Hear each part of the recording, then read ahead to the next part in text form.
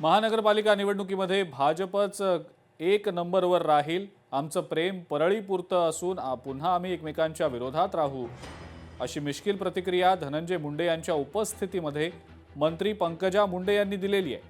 पंकजा मुंडेंच्या या वक्तव्यानंतर हास्यमय वातावरण निर्माण झालं होतं।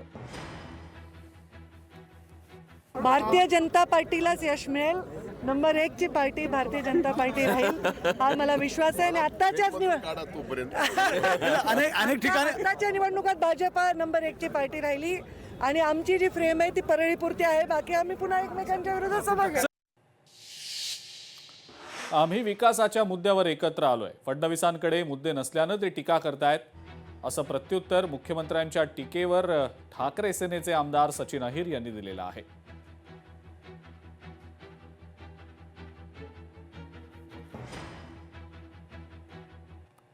यानंतरची बातमी कोल्हापुरातली आहे। निवडणुका आल्यावर पाईपलाईनचा मुद्दा काढला जातो, मात्र निवडणूक संपली की तोच विषय बाजूला सारला जातो। कोल्हापूरकरांना वेठीला धरू नका, असं वक्तव्य काँग्रेस नेते सतेज पाटील यांनी केलेलं आहे।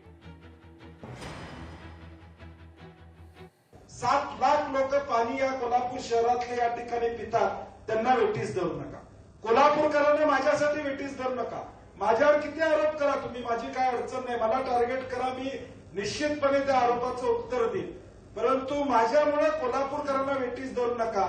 असे जे कोण उकरतात किंवा ते बंद पाडायचा प्रयत्न करतात, वाल बंद करायचा प्रयत्न करतात, अशा कुठल्या गोष्टी होता कामा नाहीत। हे राजकीय अभिनय बाजूला ठेवून ते तारतम्य पाळण्यासाठी सूचना सगळ्यांना द्याव्या। आम्ही तुम्ही करता असं म्हणत नाही त्यांना, परंतु जे कोण करत असतील त्यांना ते थांबवायला सांगा।